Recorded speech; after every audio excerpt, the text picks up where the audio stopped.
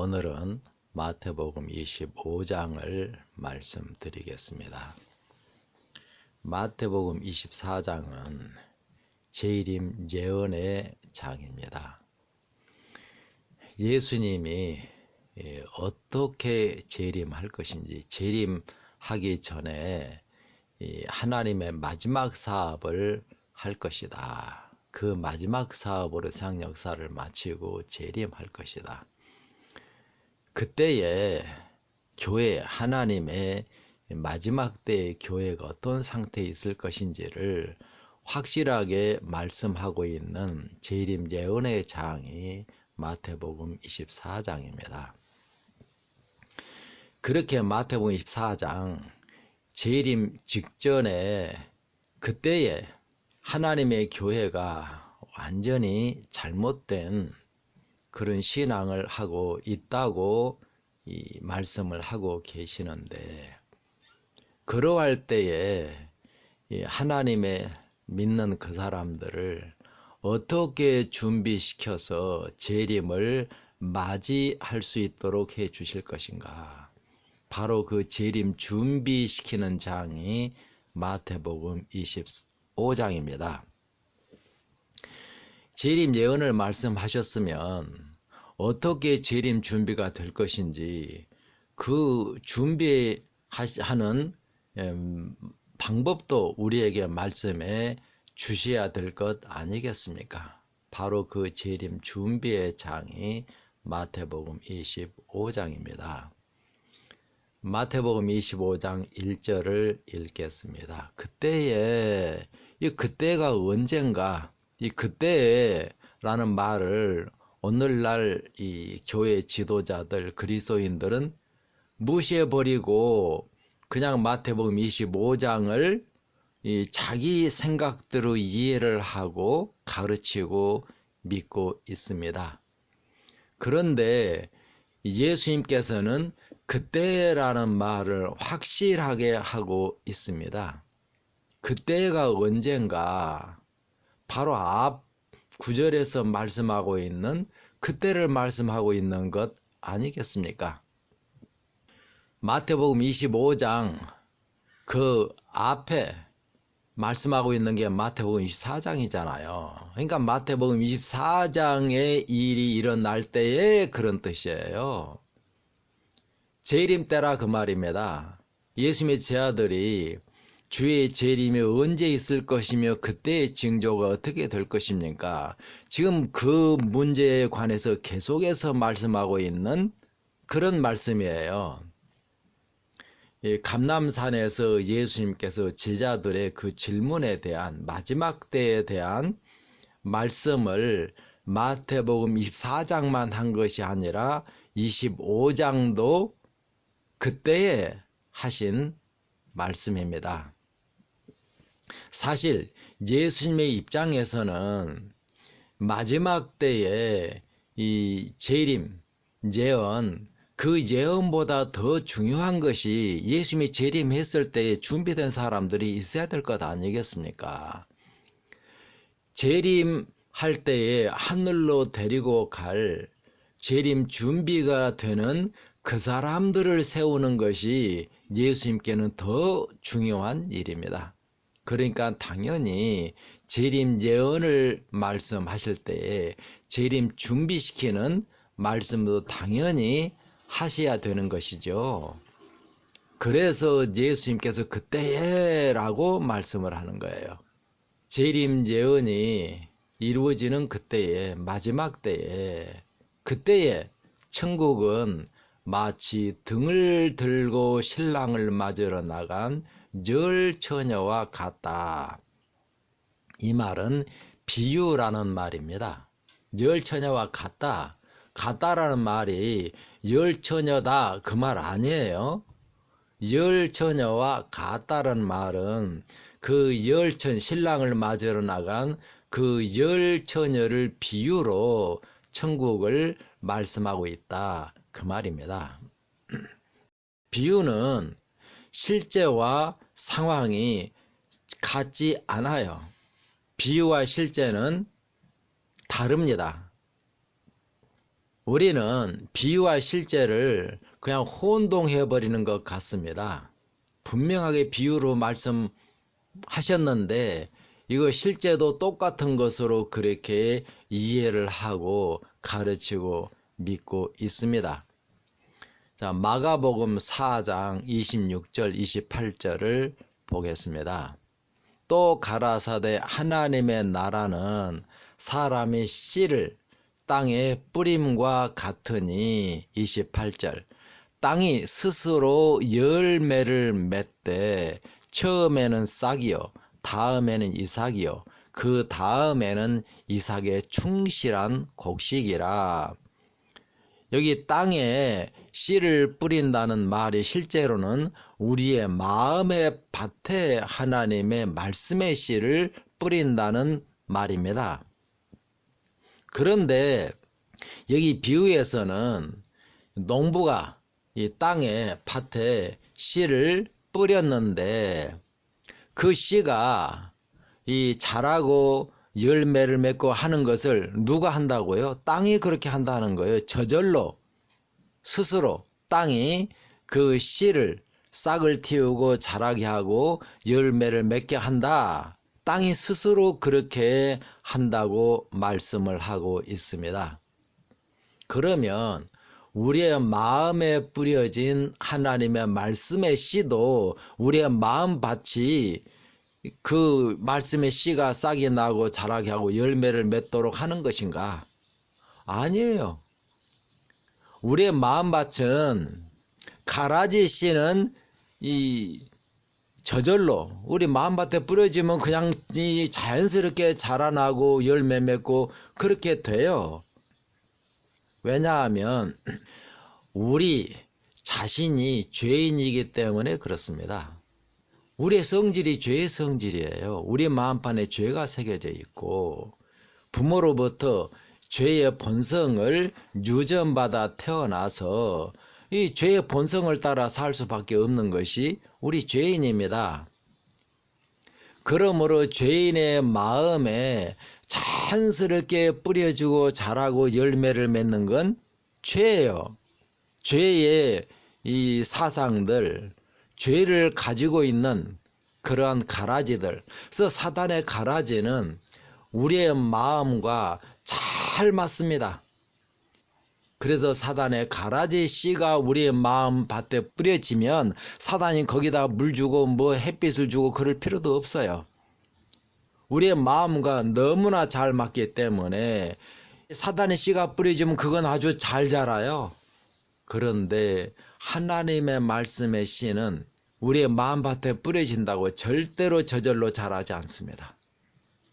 우리의 마음이 말씀이 뿌려지면 그 말씀이 싹이 나게 하고 자라게 하고 열매를 맺게 한다. 전혀 아니에요. 우리의 마음과 하나님의 말씀의 씨는 정반대의 성질을 가진 것입니다. 우리는 땅에서 낳았고 하나님의 말씀의 씨는 하늘로부터 온 것이에요. 하나님의 말씀의 씨는 하나님의 성품을 가진 그런 말씀이에요. 하늘의 성질을 가진 말씀이고 우리의 마음밭은 사단의 성질을 가진 세상에 속한 그런 마음이란 말입니다. 그러한 우리의 마음의 밭에 하나님의 말씀의 씨가 뿌려지면 저절로 자라겠습니까? 아닙니다. 절대로 저절로 자라지 않아요.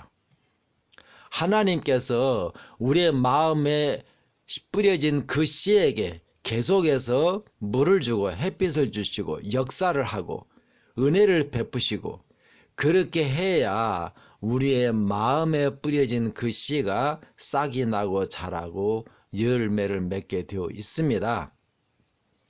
그렇기 때문에 하나님의 말씀을 받아들인 사람은 하나님의 이 역사를 우리의 마음속에서 하시는 그 역사를 계속해서 받아야 돼요.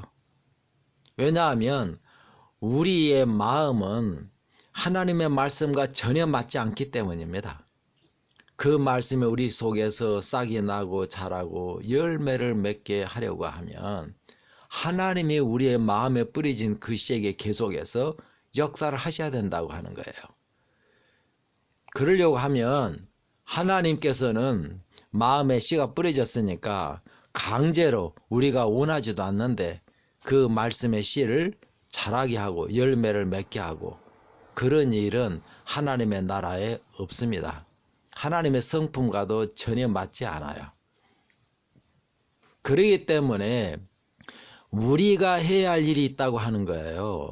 하나님의 말씀을 받아들이는 것도 믿음으로 받아들여야 되지만 그 말씀이 계속해서 우리 마음에서 이 싹이 나고 자라고 열매를 맺어서 우리에게서 의의 열매가 나타나도록 하려고 하면 믿음으로 우리의 마음에 역사하시는 하나님의 역사에 우리 자신을 바쳐야 돼요.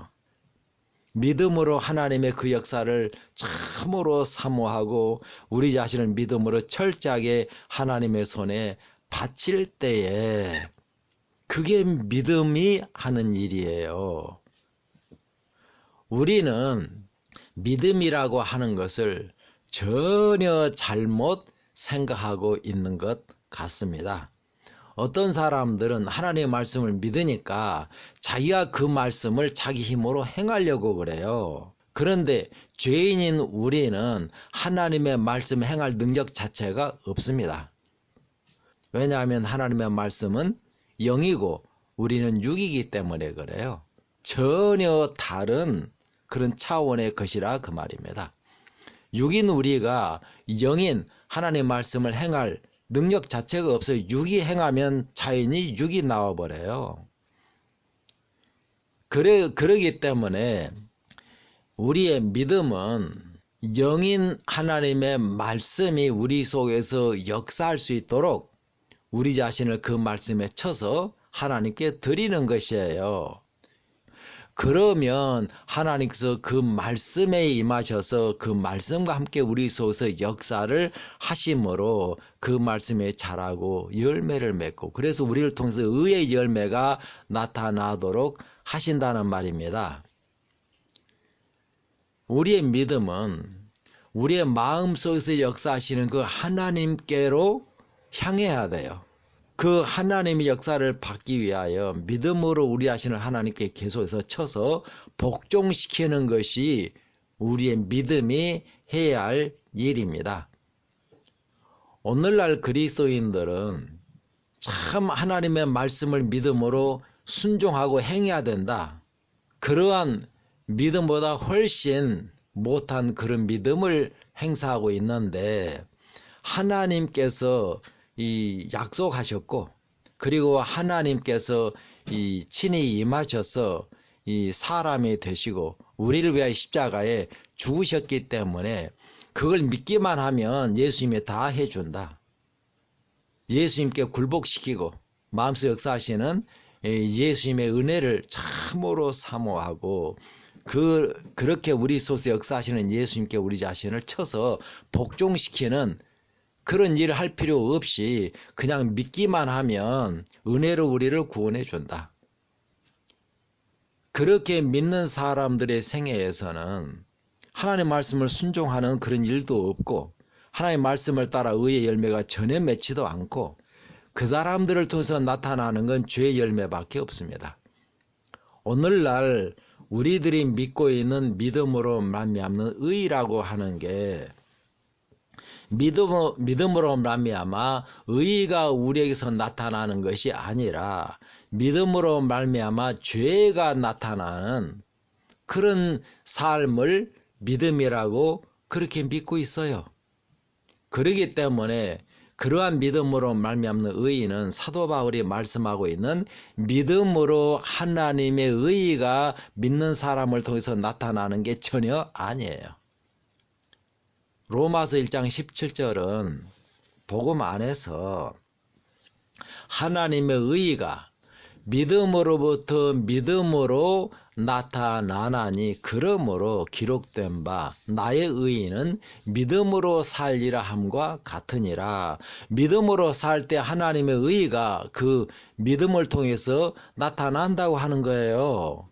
그게 믿음으로 말미암는 의입니다.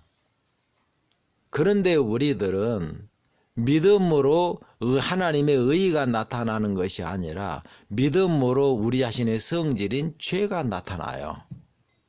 우리는 그것을 믿음으로 말미암는 의의라고 믿고 있습니다. 그렇게 가르치고, 그런데 그건 믿음으로 말미암는 의의가 아니라 믿음으로 말미암는 죄입니다.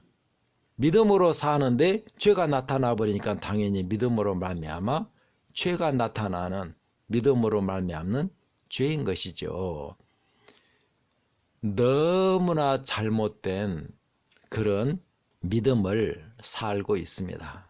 믿음은 그게 아니에요. 믿음은 하나님께서 우리의 마음 속에 임하셔서 우리의 마음에 뿌려진 하나님의 씨가 나고 자라고 열매를 맺도록 하시는 하나님의 그 은혜의 역사에 우리 자신을 쳐서 복종시키는 것이 바로 믿음입니다. 그게 살아있는 믿음이에요. 그렇게 하나님께서 우리의 마음에 역사하시는 그 은혜의 역사에 우리 자신을 쳐서 복종시키니까 하나님께서 우리 속에서 이 하나님의 말씀을 따라 은혜로 역사를 하시고, 그러니까 그 말씀이 자라고 열매를 맺고, 그러니까 우리를 통해서 나타나는 게 그 말씀의 성질이 나타나는 것이죠. 의의 열매가 맺히게 되는 것입니다. 그게 바로 하나님의 의입니다. 왜냐하면 우리가 믿음으로 의의를 행한 것이 아니에요. 그건 우리의 의의가 되는 것이고, 그것을 사도 바울은 율법으로 말미암는 의의, 우리 자신이 율법을 통하여 세운 우리 자신의 의의, 그렇게 말씀하고 있는 것입니다. 그런데 참으로 하나님께서 우리의 마음에 말씀을 뿌리시고, 그 말씀에 하나님께서 은혜로 계속해서 성령의 단비를 주시고 예수님의 의의 햇빛을 그 마음에 뿌려진 씨에 비춰주시고, 그리고 하나님께서 이 불철주야 낮이나 밤이나 우리의 마음에 뿌려진 그 씨, 우리의 마음을 돌보시고, 그러는 가운데 그 말씀이 우리 마음밭에서 자라게 하시고, 그래서 그 말씀의 열매가 맺혀서 나타나는 게 그게 바로 의예요. 그 누가 그렇게 하셨어요? 우리의 마음속에 임하시는 하나님께서 그렇게 하신 거잖아요. 그러니까 로마서 1장 17절에 복음 안에서, 예수 그리스도 안에서 하나님의 의의가 믿음에서 믿음으로 나타나는데, 이는 기록된 바와 같이 나의 의의는 믿음으로 살리라 함과 같으니라. 우리가 참으로 믿음으로 살 때, 믿음으로 우리 자신을 하나님의 역사에 굴복하고 우리 자신을 하나님께 온전히 쳐서 복종시킬 때에, 그럴 때에 하나님께서 우리 속에서 역사하셔서 죄를 완전히 이기게 해주시고, 그리고 우리 속에 역사하사 말씀을 따라서 온전히 이루어 주시는 하나님의 의의가 열매로 나타나게 하신다고 하는 겁니다. 그러니까 그 의의가 누가 이루신 의예요? 당연히 하나님이 우리 속에서 이루신 의의입니다. 그래서 그것을 하나님의 의의라 그래요. 우리가 행한 의의가 아니에요. 우리가 행한 것은 하나님께서 우리 속에서 역사하시는 하나님의 은혜에 우리 하시는 믿음으로 드린 것뿐입니다.